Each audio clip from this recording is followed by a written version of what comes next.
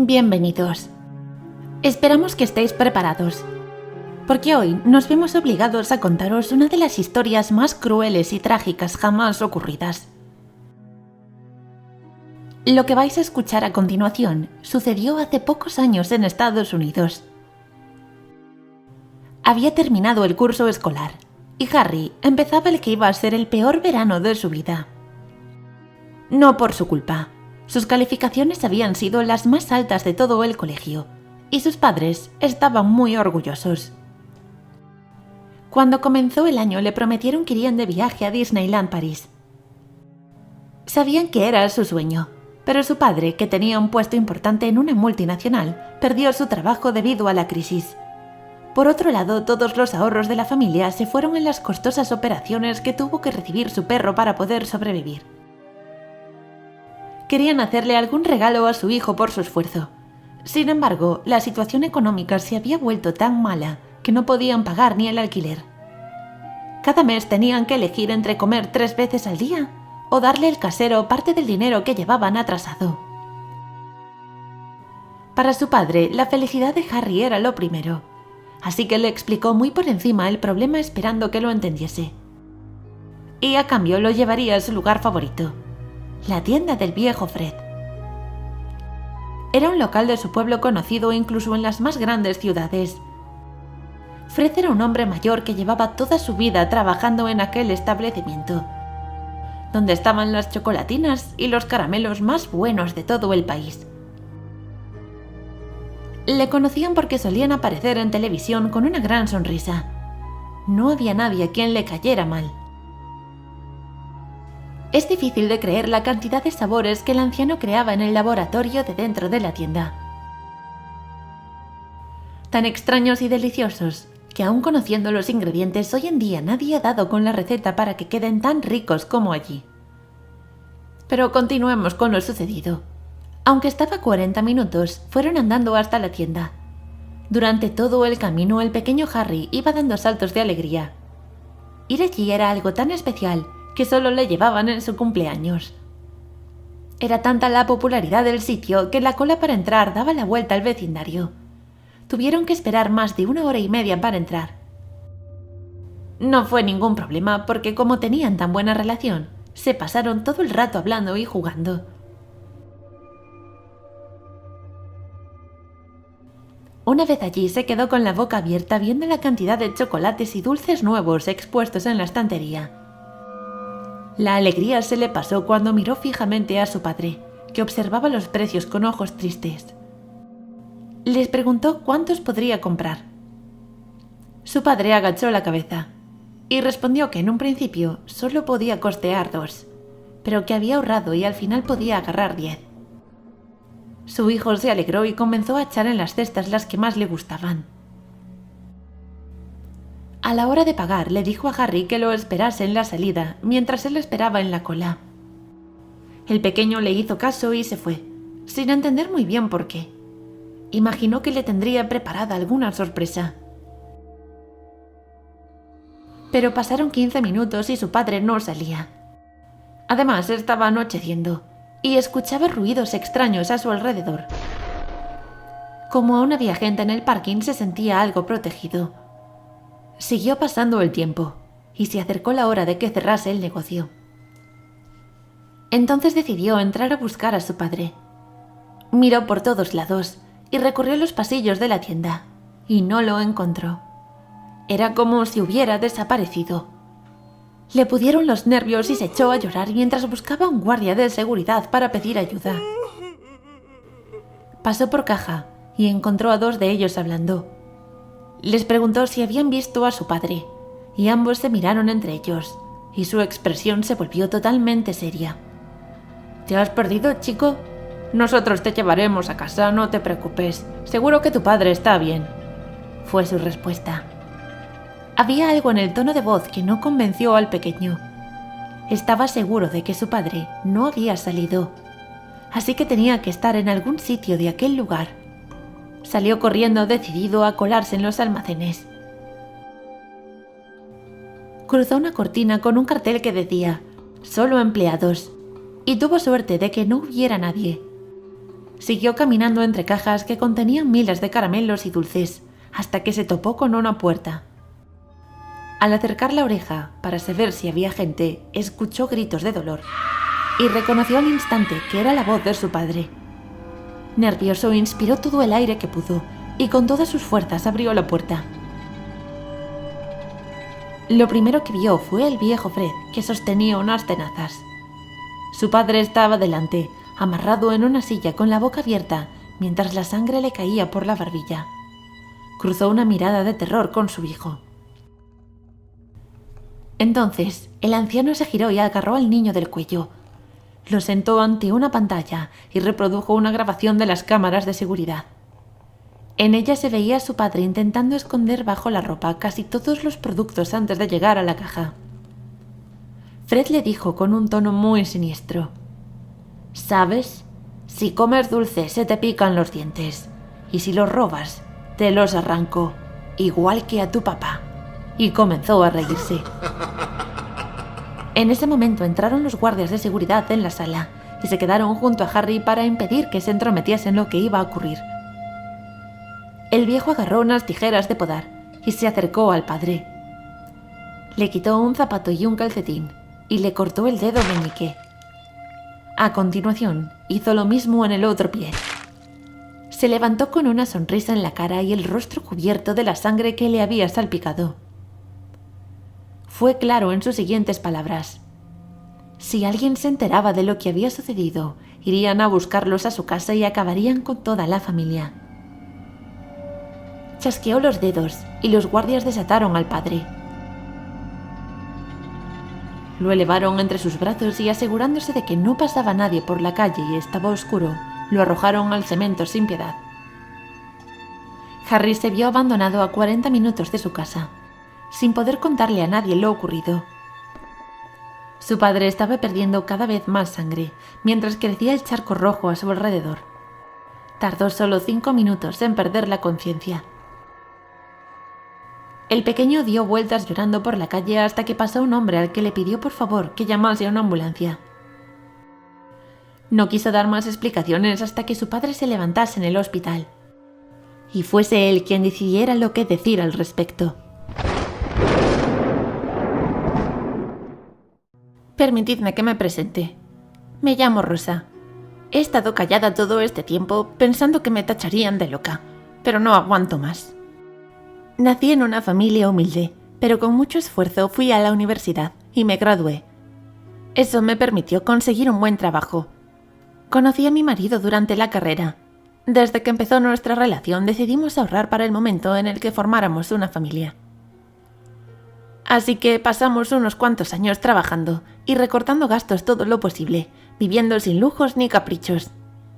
Alquilamos un apartamento de una sola habitación porque era muy barato y no necesitábamos nada más. Cuando nos vimos preparados decidimos dar el paso y me quedé embarazada. Recuerdo con todo lujo de detalles la alegría que nos dio recibir la noticia. No pude contener las lágrimas de la felicidad que me invadió.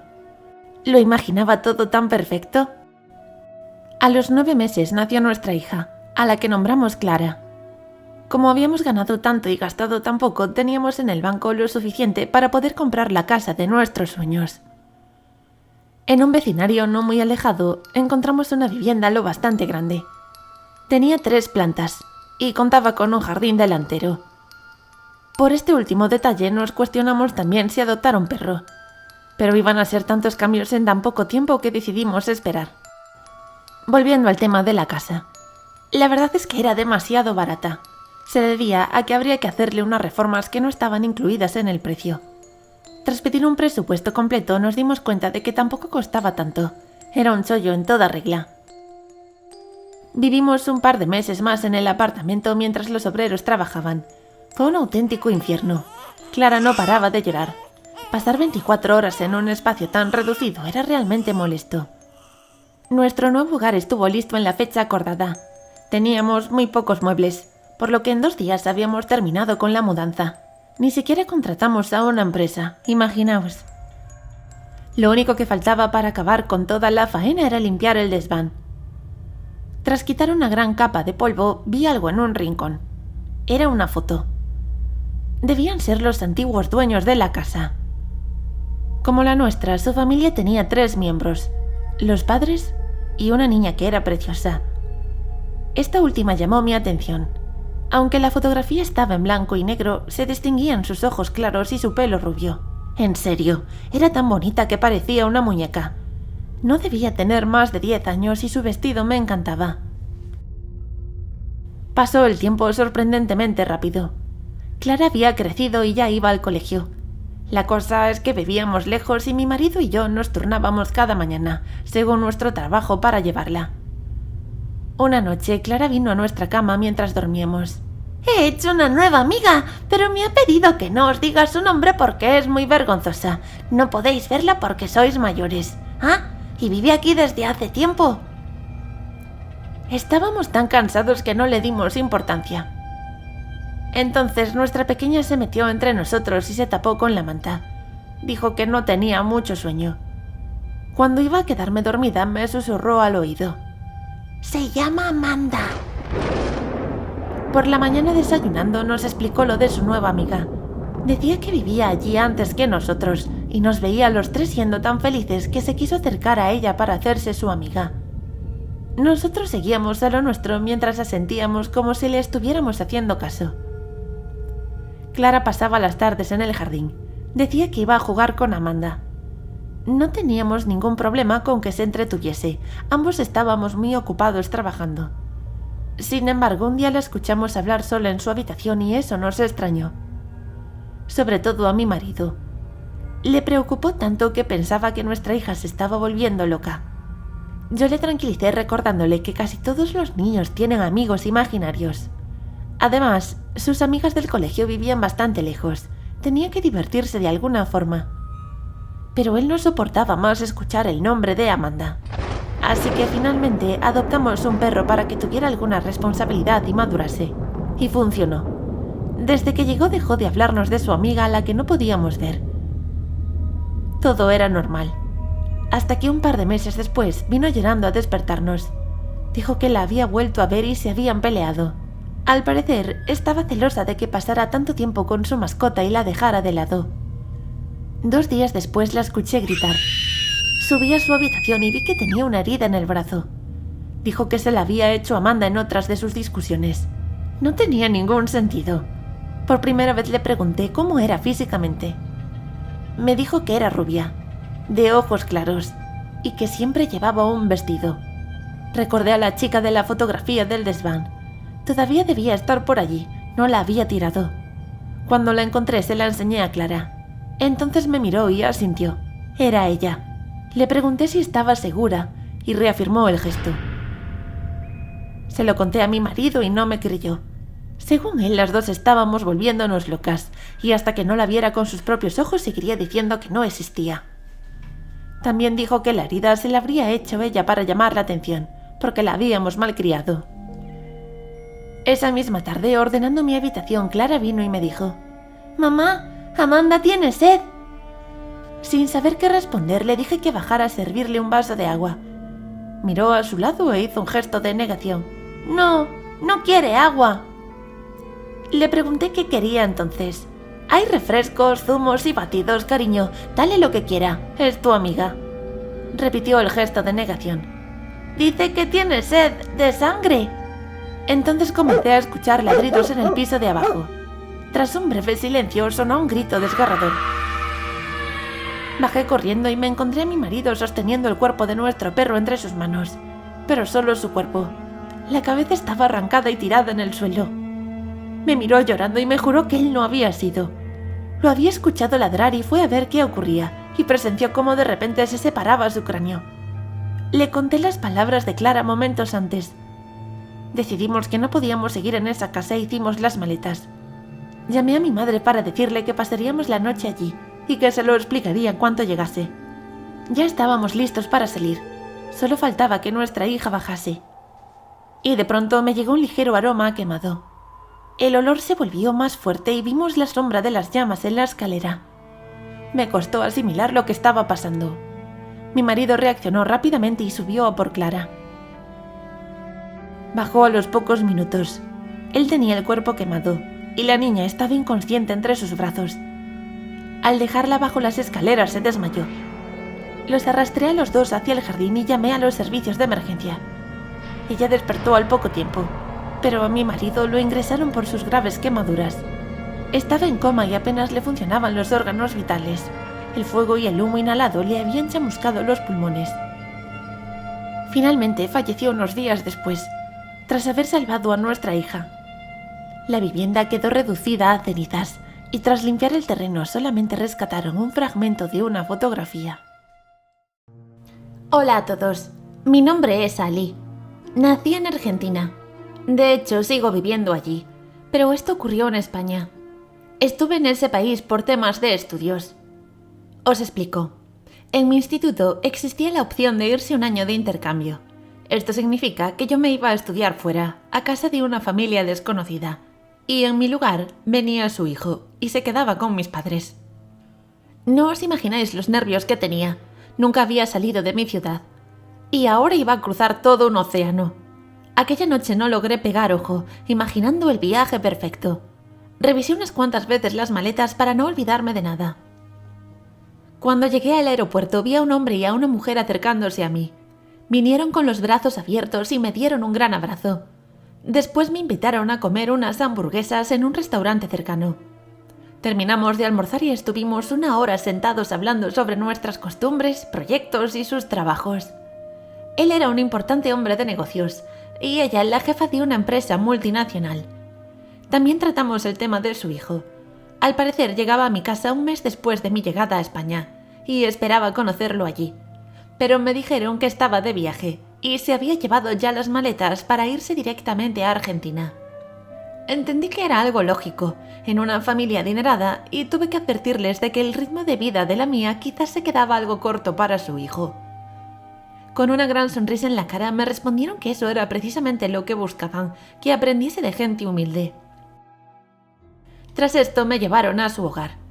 Me sorprendió el tamaño de aquella vivienda, y por dentro era todavía más espaciosa. Tenía una habitación especial para los invitados, con un baño propio, que iba a ser la mía durante el resto del año. Incluso me dieron una llave que solo tenía yo, porque valoraban mucho la privacidad. De hecho, me advirtieron de que si la perdía iba a tener que entrar por la ventana. Acabé de instalarme cuando ya anochecía, y al día siguiente me llevaron a conocer la ciudad. Fue un paseo increíble, me lo pasé muy bien con ellos, y las calles me enamoraron. Había dejado mi teléfono cargando en el salón, pero cuando llegamos no estaba. Nunca he sido muy apegada a esos aparatos, sin embargo tenía que llamar a mis padres para decirle que estaba bien. Me tranquilizaron y me dijeron que ellos los llamarían, y que en unos días irían a comprarme un teléfono móvil. Aunque les pedí que no lo hicieran, insistieron tanto que no pude negarme a aceptar su regalo. Cada vez me caía mejor. Era increíble vivir con una familia rica. Lo tenía todo sin necesidad de esforzarme, y encima el dinero hacía más amable a las personas. En aquel momento deseaba que mis padres fueran así. La mañana siguiente tenían que trabajar y me quedé sola. Aburrida tras pasar horas con el ordenador, decidí explorar la casa. Si iba a estar un año allí, qué menos que conocer lo que había. Recorrí el sótano y la planta baja. Tenían jarrones y cuadros que debían costar bastante dinero. Solo me quedaba un lugar por visitar, la habitación de su hijo. Me interesaba saber qué tipo de persona iba a estar con mi familia. Recordé que valoraban mucho la privacidad y estaban a punto de llegar, así que pensé en echar un vistazo rápido, pero también estaba cerrada con llave. Intenté abrirla de todos modos, y al poner el pie sobre la alfombra noté que había algo debajo. Adivinad qué era. ¡Exacto! La llave. Me sorprendió lo básicos que habían sido con tanto espacio para esconderla. Entré al cuarto de su supuesto hijo, y entenderéis el porqué de la palabra supuesto en esa frase. Nada más abrir la puerta, un olor repugnante me provocó una arcada. Encendí la luz, y entonces me quedé paralizada. Como si fueran camisetas, colgaban de las paredes los esqueletos y cuerpos en descomposición de niños que no serían mucho más grandes que yo en aquel entonces. Había sacos que no sé exactamente qué contenían, pero por fuera estaban manchados de sangre. Sobre una mesa estaba mi teléfono. Tenía que llamar a la policía, y al agarrarlo vi que no tenía batería. Corrí hacia mi habitación buscando el cargador y lo enchufé. Cuando lo encendí, escuché sus voces entrando en la vivienda. Comenzaron a subir la escalera. Estaba sudando de los nervios.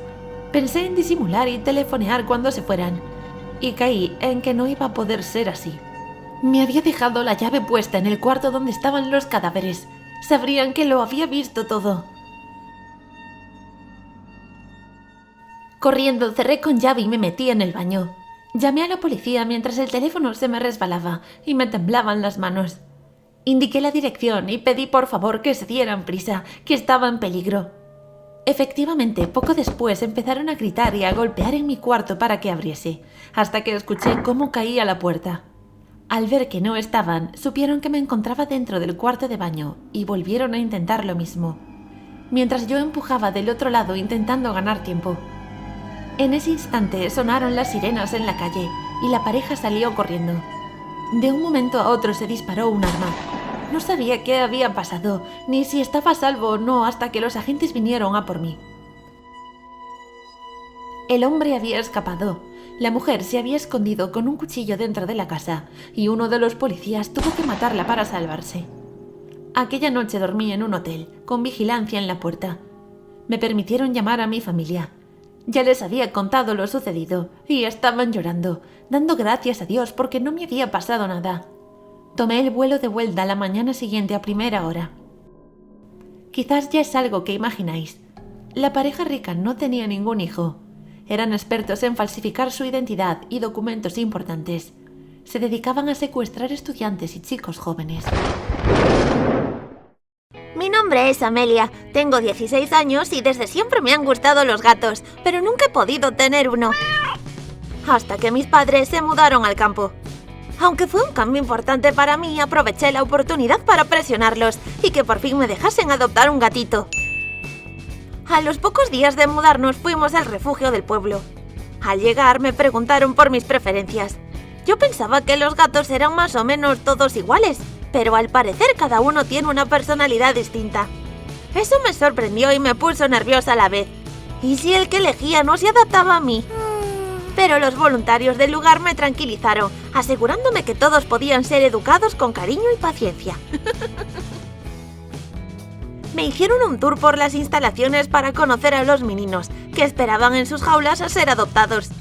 De pronto algo se cruzó entre mis piernas. Era un bonito gato adulto totalmente negro, con unos brillantes ojos amarillos. Me fijé en que unos simpáticos colmillos asomaban por su boca. Parecía un pequeño vampiro. Me enamoré nada más verlo. Era tan mono. Sin duda la decisión estaba tomada. «Quiero llevarme este», dije señalándolo. Vi a los voluntarios intercambiar una mirada extraña, pero me devolvieron la sonrisa. Una hora después ya lo tenía en casa conmigo. Lo llamé Salem, como el gato de Sabrina. Nada más sacarlo del transportín comenzó a explorar la casa. Pensé que los primeros días se mostraría tímido y asustado, pero nada de eso.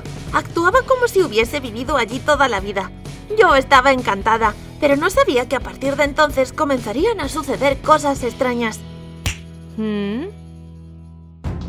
Aquella noche, después de dejar a Salem en el salón, me fui a dormir. Pero en medio de la noche sentí una presión en el pecho. Abrí los ojos de golpe y vi una sombra negra sobre mí. Solté un grito. ¡Era Salem! ¿Pero cómo había entrado en mi habitación si tenía la puerta cerrada? Se quedó mirándome fijamente un rato más y después se acurrucó en mis pies y se puso a dormir como si nada. En general se comportaba como un gato más durante el día, pero cuando caía la noche empezaba a hacer cosas raras. Muchas veces mientras dormía se levantaba repentinamente y se quedaba mirando la pared. Se sentaba sobre las patas traseras y maullaba sin descanso a la nada durante un buen rato. Mis padres no le daban importancia. «Serán cosas de gatos», decía, pero yo siempre me ponía nerviosa. Un día regresé a casa con una amiga para estudiar juntas.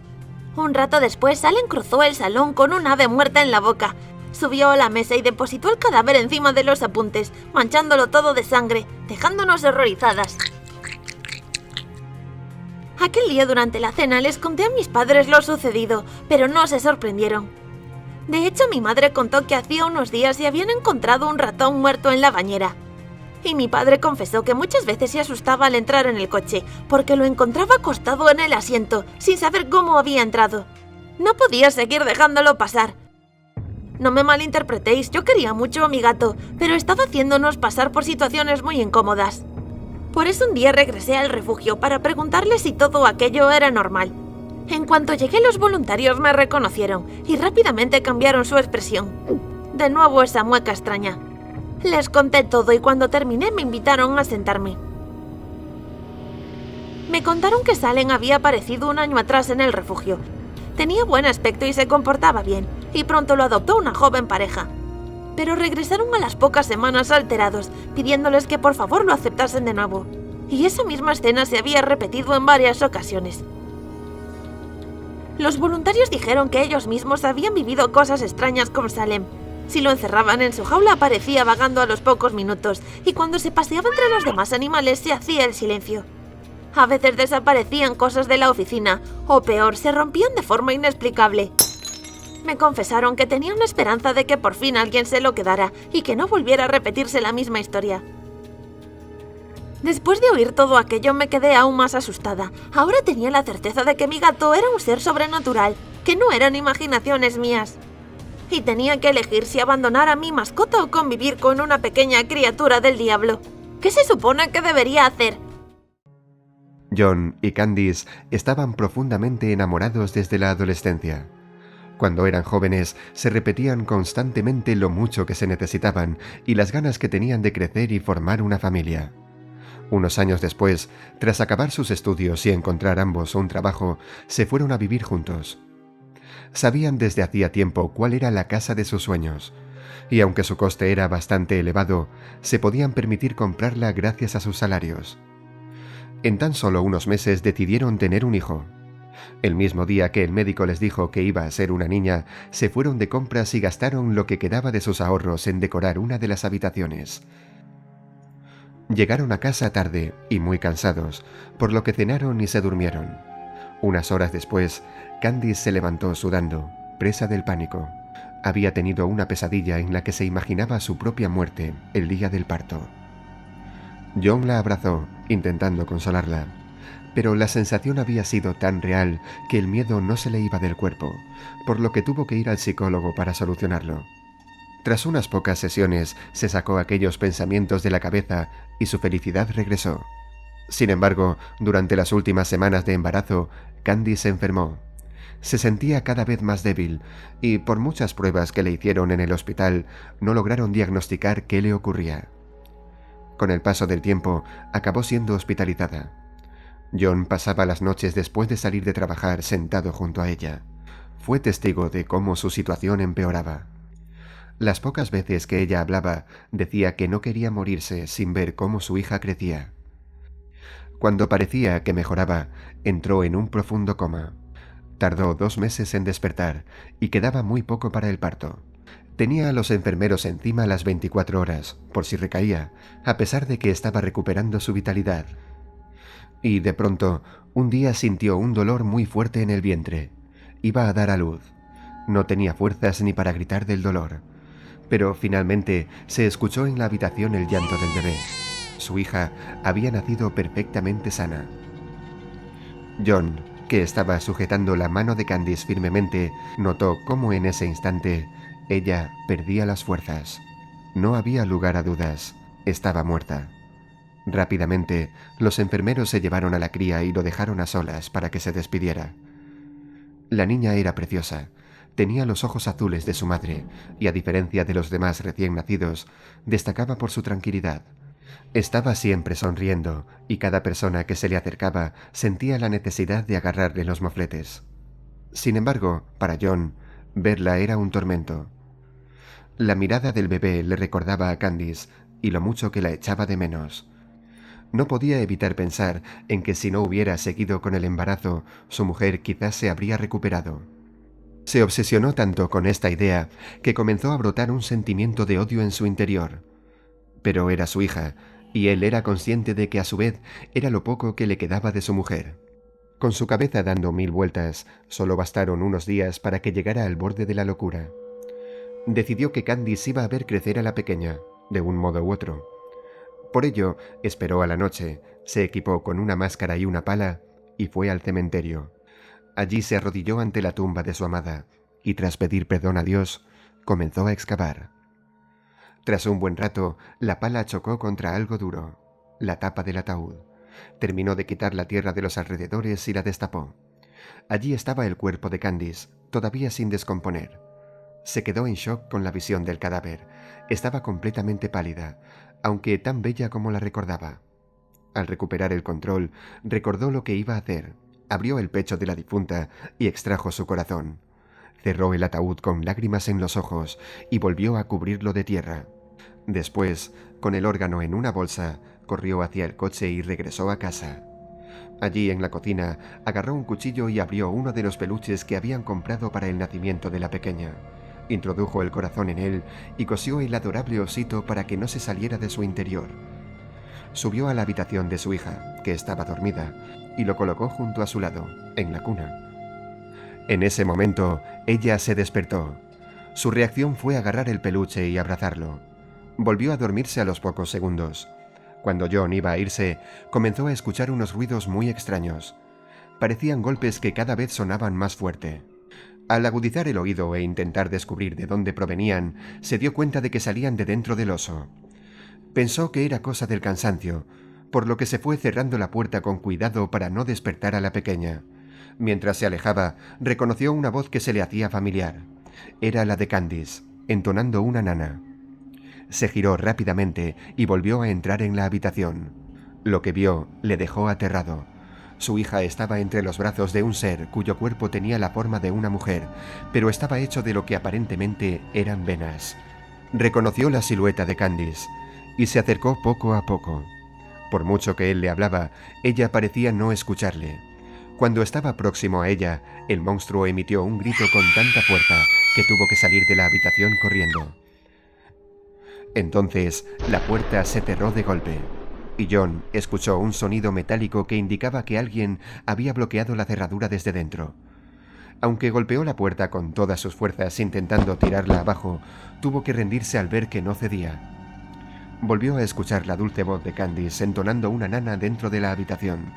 De manera definitiva, creyó que deliraba, y mientras iba camino a su habitación, perdió el conocimiento. Cayó golpeándose la cara contra el suelo. Durante esas horas, soñó con que Candice seguía viva y salían a dar un paseo junto a su hija. Era realmente feliz mientras caminaban por un precioso jardín empujando el carrito del bebé.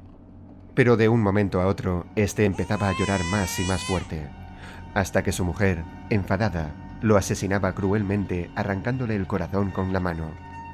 John, mientras tanto, solo podía observar la escena, sin poder moverse ni gritar.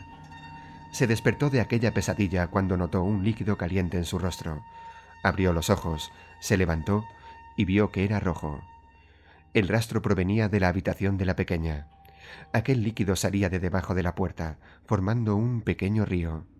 John se acercó, todavía aturdido y sin comprender nada.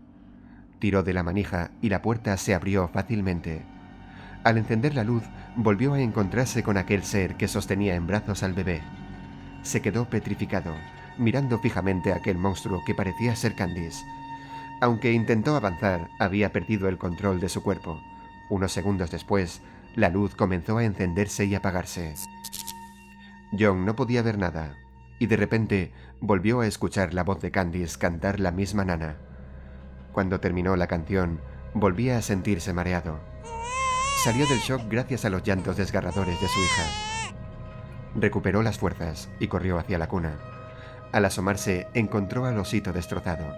La cama del bebé estaba llena de sangre, y sin embargo, no había rastro ni de su hija ni del corazón de su mujer.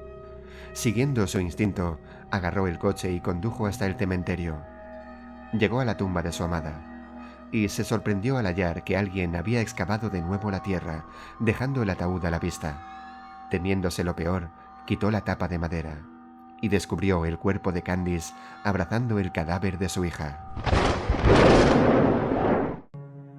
Si el día tiene 24 horas y dormimos 8 de ellas, significa que pasamos un tercio de nuestro tiempo descansando. Siguiendo este cálculo, dormimos de 20 a 25 años en toda nuestra vida. el caso de Sandra siempre fue diferente. Desde que nació, le costaba mucho dormirse, y cuando lo hacía no aguantaba más de 4 o 5 horas seguidas. Sus padres estaban de los nervios. Cada noche les parecía un infierno. Durante su infancia tuvo diferentes enfermedades a raíz de este problema. Su cuerpo estaba muy débil y le ingresaron varias veces en el hospital de urgencia. Los médicos decían que fallecería si seguía sin descansar. Sin embargo, siguió resistiendo, aunque sus condiciones fueron cada vez más duras. Su físico se vio alterado hasta el punto de darle miedo a los demás niños, por lo que llegó a sentirse discriminada. Los huesos se le rompían constantemente con los golpes más leves. Las ojeras cubrían su rostro. Se le comenzó a deformar. Por falta de defensas, sus dientes estaban destrozados. Estaban tan débiles que algunos hasta se le rompían masticando. Y con el tiempo fue a peor. Necesitaba ayuda para levantarse de la cama. Dejó de ir al colegio porque tenía tan pocas fuerzas que no podía concentrarse. Los médicos recomendaron a los padres encerrarla en casa porque cualquier virus era potencialmente mortal. Su enfermedad no paró de avanzar, y esto tuvo graves consecuencias. Su metabolismo cambió. Se le hacía imposible comer más de una vez al día. Perdió la conciencia varias veces por la falta de alimento. Llegó un punto en el que no podía mantenerse en pie, y se vieron obligados a ponerla en silla de ruedas. A partir de ese momento, estaba todo el día acompañada. No podía realizar ninguna actividad por sí misma. Finalmente perdió el habla. Lo único que hacía era llorar, lamentándose por la vida que le había tocado. Sus padres estaban destrozados. La querían mucho, pero sentían que no podían más con la situación. Habían intentado ayudarla por todos los métodos, desde suministrarle diferentes fármacos muy fuertes para intentar dormirla, hasta contratar a psiquiatras y especialistas en hipnosis. Un día, mientras compraban, escucharon un rumor sobre una mujer que era capaz de curar todos los males. Desesperados, investigaron en internet hasta que leyeron en un foro los milagros que realizaba aquella curandera. Debían de viajar más de 12 horas en coche para llegar allí, y las tarifas, según comentarios, eran desorbitadas. Pero para ellos lo más importante era terminar con aquel infierno. Sentían que no tenían nada que perder. Aquella señora les recibió con una gran sonrisa. Les hizo varias preguntas y examinó a Sandra detenidamente. Les comentó que a pesar de ser un caso único en el mundo, tenía solución. Sin embargo, el precio iba a ser bastante alto y no solo en el aspecto económico. Sin dejarla acabar, accedieron. Era una familia adinerada y les daba igual lo que costase. Solo querían ver a su hija bien. Además, le habían prometido que antes de cobrarles, la dormiría para que viesen que no era ninguna estafa. Entonces la curandera les pidió que, por favor, la dejaran un momento a solas con la niña. Tras 10 minutos que parecieron una hora, salió de la sala empujando la silla de ruedas con Sandra dormida, tal y como habían pactado. La metieron en el coche y volvieron a casa. Estaban alucinados de que no se despertó en todo el camino, ni hizo el más mínimo movimiento. Incluso tuvieron que parar a comprobar si respiraba. Solo abrió los ojos cuando llegaron a su garaje. Un par de semanas después, su piel comenzó a recuperar su brillo normal, subió de peso y logró mover los brazos y las piernas. Le enseñaron a caminar de nuevo. Empezó gateando y pronto se pudo mantener en pie. Al año siguiente retomó los estudios, ya con un aspecto mejorado, lo que le permitió hacer amigos. Parecía que todo había salido a la perfección, y la familia al fin había logrado ser feliz. Pero de repente, la personalidad de Sandra cambió por completo. Sus padres recibían quejas cada día por parte de los profesores, y veían que algo en su mirada era diferente. Una mañana desapareció, y la buscaron por toda la ciudad. Esa misma noche apareció en su cama, sentada en un rincón y abrazada a sus piernas mientras cantaba y lloraba a la vez. La encontró su madre, quien preocupada le preguntó qué le pasaba. Sandra la miró desafiante durante unos segundos y continuó con la extraña canción. Al día siguiente, a la hora de levantarla para llevarla al colegio, la encontraron abrazada a un gato negro muerto. Cuando la separaron de él, comenzó a gritar y a golpear hasta que arañó el rostro de su padre. Estuvo muy cerca de clavarle las uñas en el ojo y dejarle ciego. Decidieron atarla de pies y manos, volver a ver a la curandera y preguntarle qué le ocurría a su hija. La anciana les abrió la puerta con una sonrisa tan alegre como la de la primera vez. Les invitó a entrar y les dijo que les estaba esperando. Cuando contaron lo que le pasaba a su hija, se echó a reír. Su respuesta fue clara. Si la hubieran escuchado aquel día, sabrían a lo que se estaban exponiendo. Les explicó que para curar su enfermedad tuvo que inyectar un veneno no mortal en la espina dorsal de Sandra. Aquella sustancia poco a poco fue destruyendo sus pensamientos positivos y dejando únicamente la maldad dentro de su cuerpo. Todo este cambio se había producido por pesadillas tan horribles que la habían ido absorbiendo, y solo había dos soluciones: no dejar a su hija volver a dormir o esperar a que perdiera el control. Sintiéndose engañado, el padre se lanzó sobre la curandera lleno de rabia, pero de repente se desmayó y despertó en el coche junto a su mujer y su hija. Dentro del garaje de su casa, no entendía qué había ocurrido. Cuando intentaron denunciar lo sucedido a la policía, no les creyeron y se rieron. Insistieron en que no era ninguna broma, y el rostro de los agentes se volvió serio y amenazaron a la pareja con encerrarlos si no se iban. Solo les quedaba una opción: no dejar que su hija se durmiera. Se organizaron en turnos para pasar las noches en vela al lado de ella, y en el momento en que cerraba los ojos, hacían lo posible para despertarla. Pero ambos tenían que trabajar. Y una madrugada, mientras la madre estaba fuera, el padre se durmió sin darse cuenta, tras pasar 7 horas pendiente de Sandra. Cuando llegó su mujer, no había rastro de ninguno de los dos. Buscó por toda la casa y llamó de nuevo a la policía para denunciar la desaparición. Mientras hablaba por teléfono, notó que pisaba algo líquido en el suelo de la cocina. Era rojo y venía del frigorífico. Con la mano temblando abrió la puerta y vio el cuerpo de su marido descuartizado. El shock le impidió decirle a la gente con el que hablaba lo que estaba viendo. Entonces se giró y... En comisaría, al otro lado del teléfono, se escuchó su último grito antes de dejar de contestar. Cuando llegó la patrulla, encontraron a Sandra sentada en el columpio del jardín, dormida, abrazada a la cabeza de su madre y con la ropa llena de sangre. Me desperté en plena noche con la boca muy seca y pese a que no me apetecía, tuve que levantarme a beber. Mientras disfrutaba mi vaso de agua en la cocina, escuché un ruido raro. Lo más extraño era que parecía venir del horno. Seguro que era el sueño que me hacía escuchar cosas que no eran. No hice caso y me fui a dormir. Las noches siguientes sucedió lo mismo. Suelo levantarme a beber con frecuencia, pero realmente esa semana tenía más sed de lo normal. Siempre escuchaba el mismo ruido. Por lo que al tercer día le pregunté a mi padre si habría algún fallo en el sistema de calefacción o ventilación. Pensé que podría venir de las tuberías. Mi padre revisó todo y no vio nada extraño, así que una de esas noches me armé de valor y abrí el horno. Hasta ese momento no me había atrevido, no sé muy bien por qué. Lo que encontré dentro me dejó todavía más extrañada. Había un espejo. Seguro que se le había olvidado a mi padre, se le estaba yendo de las manos la limpieza. Lo dejé en el mismo sitio y me volví a la cama un tanto confundida. Mi alarma sonó a las 7 de la mañana. Me vestí rápidamente y me fui al instituto. Llegaba tarde y aún encima había control de mochilas en la entrada. Parece ser que el día antes habían colado un par de cuchillos y estaban extremando precauciones. Por supuesto estaba tranquila, así que abrí mi mochila con desgana. Para mi sorpresa, el jefe de estudios me dijo que él me acompañase. Habían encontrado un trozo de espejo muy afilado. Pero ¿cómo había llegado eso ahí? No entendía nada. Después de muchas preguntas y varias promesas por mi parte, me dejaron ir. Tiraron el trozo de espejo a la basura y por fin pude irme a clase. Pero estaba desconcertada.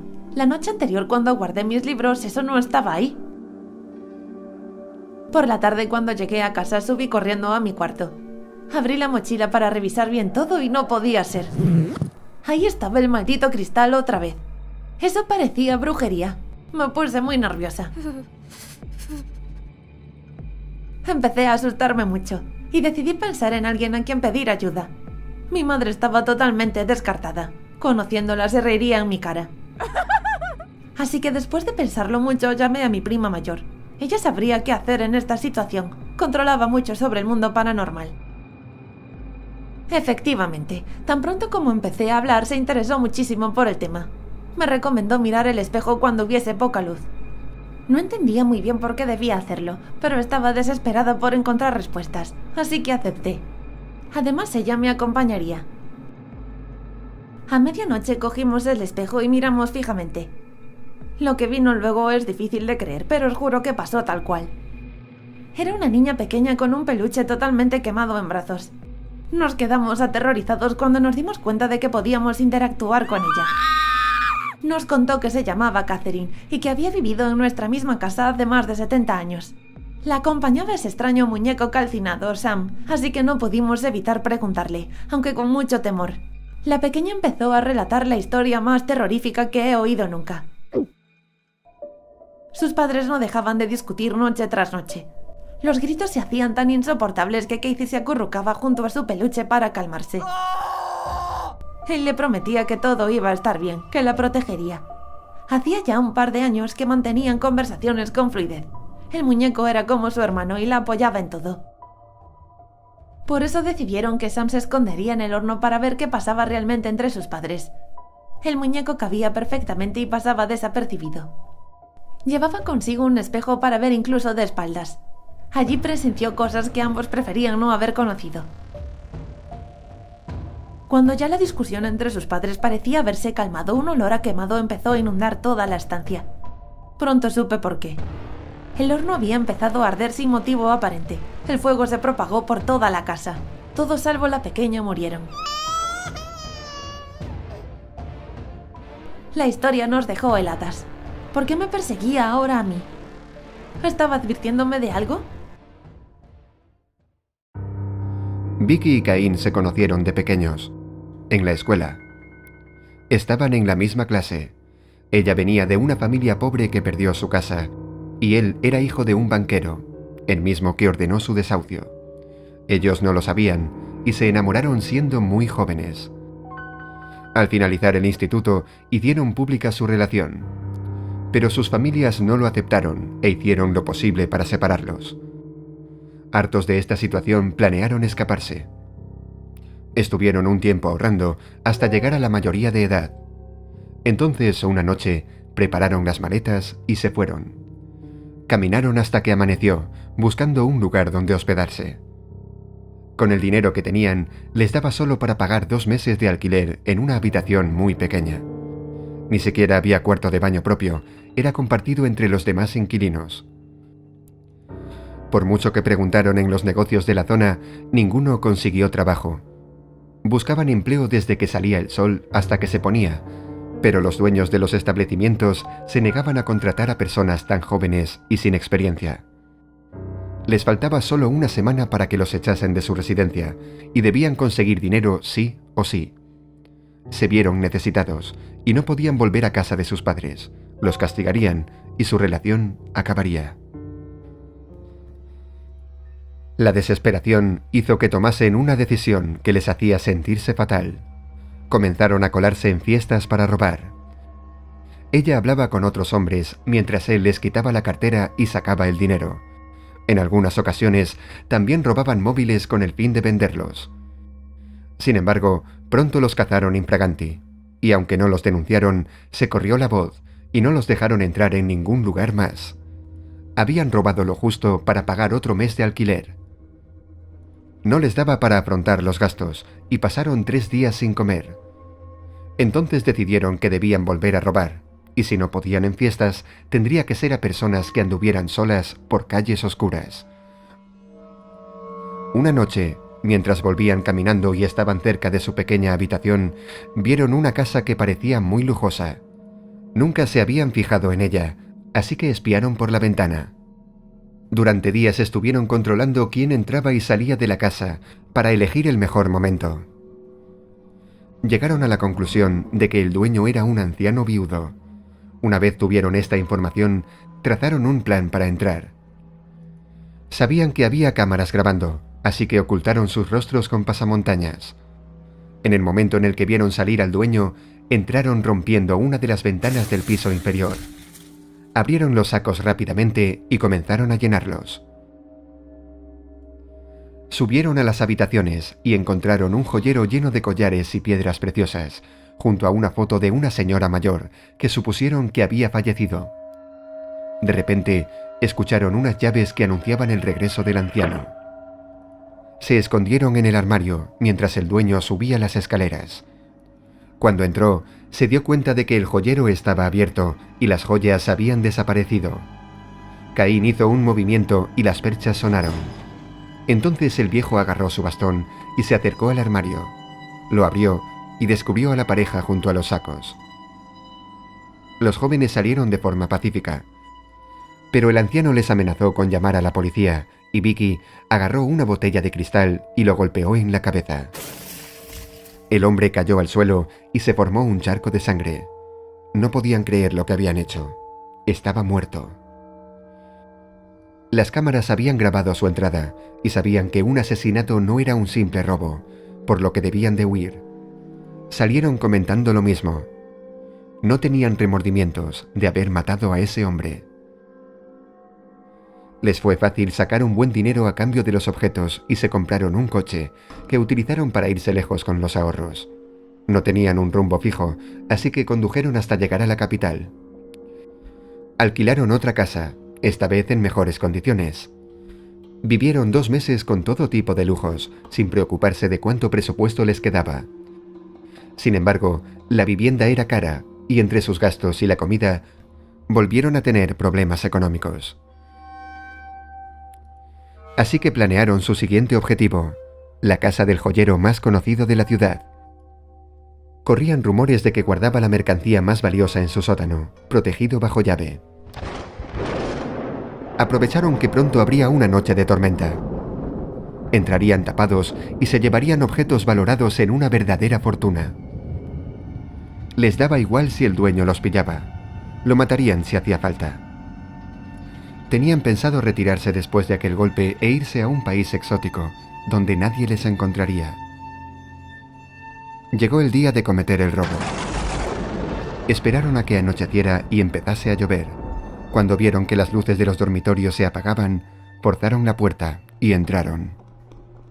Tal y como se rumoreaba, un candado protegía el sótano. Intentaron hacer lo mismo que con la puerta principal. Sin embargo, no funcionó. Tuvieron que golpear la manilla hasta reventarla. El impacto del candado contra el suelo retumbó toda la casa. La luz de la escalera se encendió y bajó el joyero a paso rápido. Lo esperaron en una esquina y nada más verlo aparecer, la pareja se abalanzó sobre él y comenzaron a golpearlo, hasta que dejó de respirar. Bajaron rápidamente hasta donde estaba la mercancía y cuando subían de vuelta, escucharon el grito de una voz que parecía ser de un niño.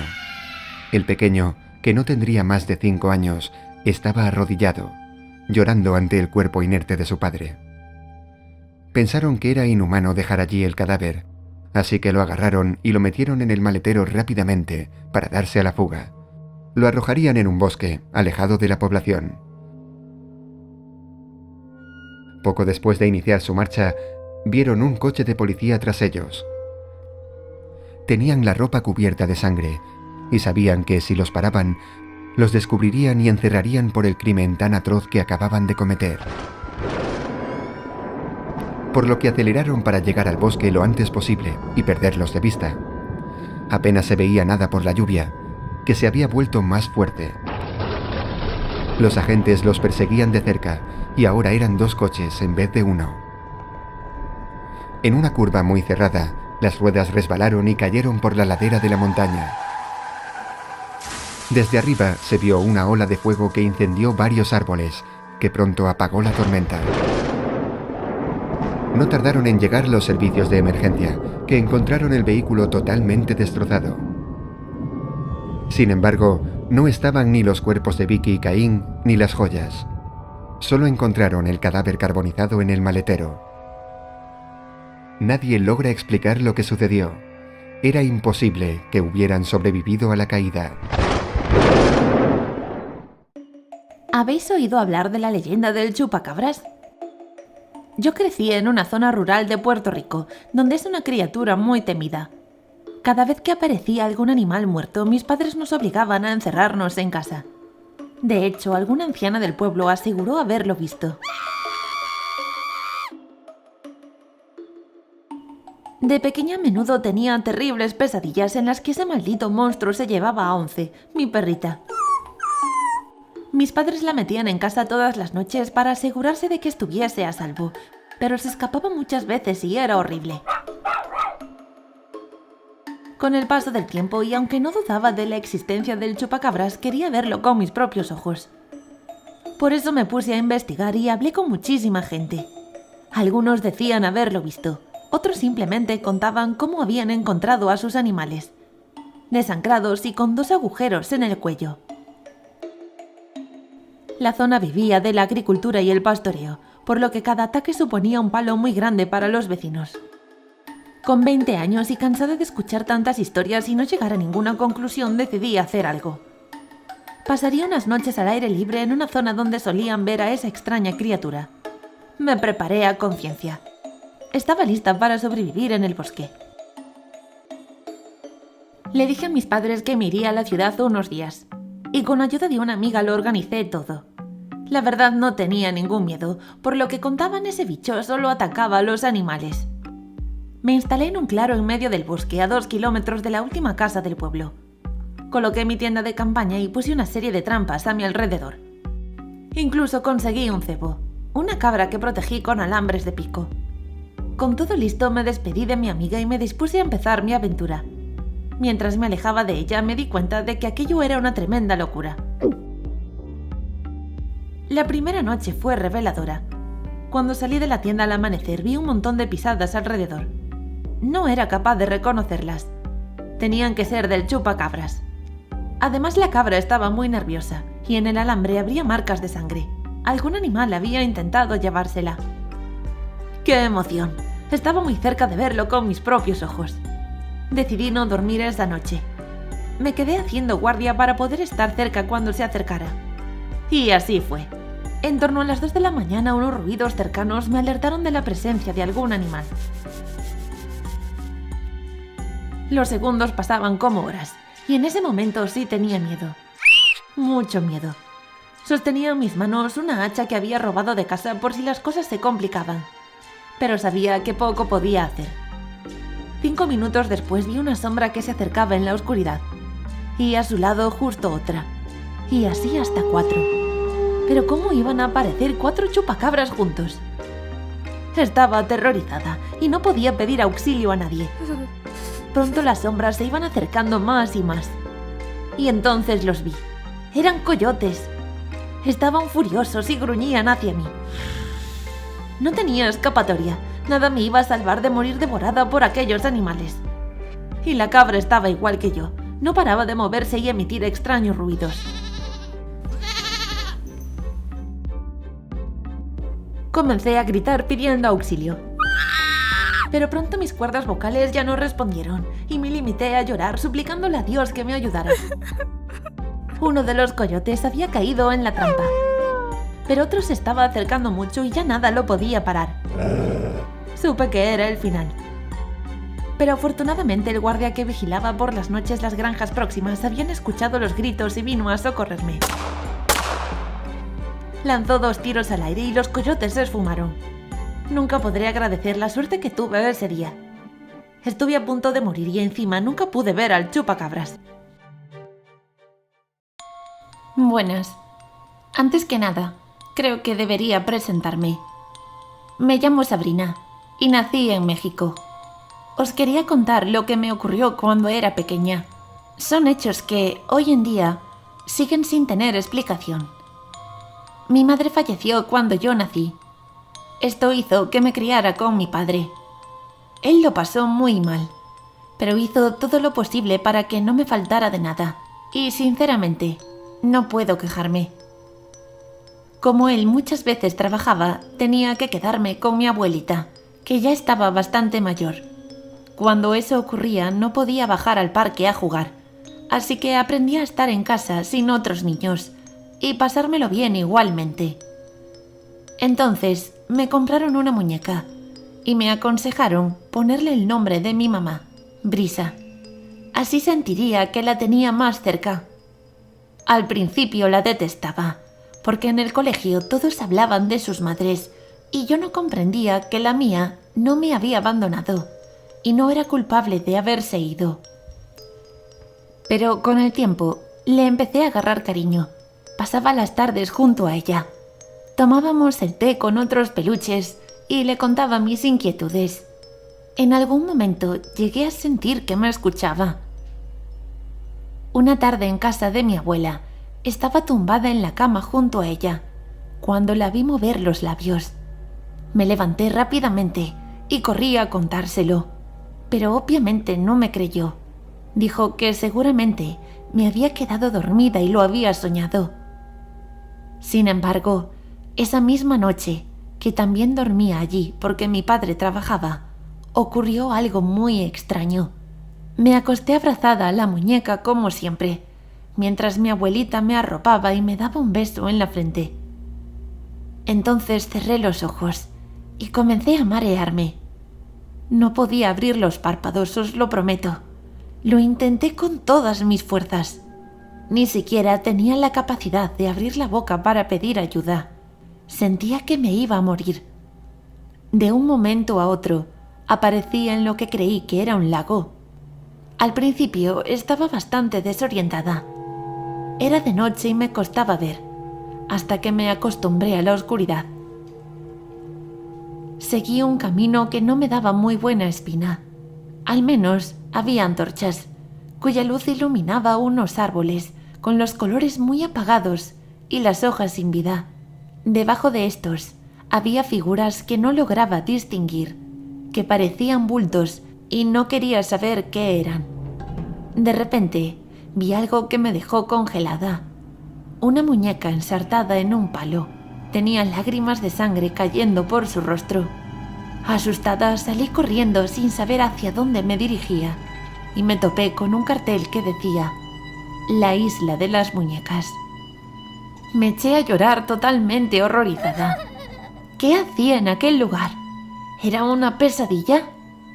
Sí lo era. Que se acabase ya, por favor. Solo pensaba en que mi abuela viniera a despertarme. Estaba muy asustada. Al girarme, vi que me encontraba en un canal lleno de agua. Enfrente mía había algo que no lograba distinguir. Me acerqué y vi que era una lápida y que al lado tenía un cartel. Había aprendido a leer hacía muy poco, pero se me daba bien. Así que leí las inscripciones. Era la tumba de una niña, con una muñeca encima. El letrero explicaba la historia de aquel lugar. Contaba que la isla, que antes estaba desierta, estaba custodiada por un hombre que vivía allí solo. Un día, mientras caminaba, escuchó unos gritos. Corrió a ver qué estaba ocurriendo y vio cómo una niña se ahogaba en el agua del canal. Aunque intentó salvarla, no pudo hacer nada y jamás logró conocer la identidad de la pequeña. Unos días después, comenzó a ver su fantasma en sueños. Cada vez que salía a vigilar, escuchaba gritos y llantos. Supuestamente, la niña buscaba atormentar al protector de la isla. Al poco tiempo, el hombre encontró una muñeca en el agua. Se dice que era la niña ahogada.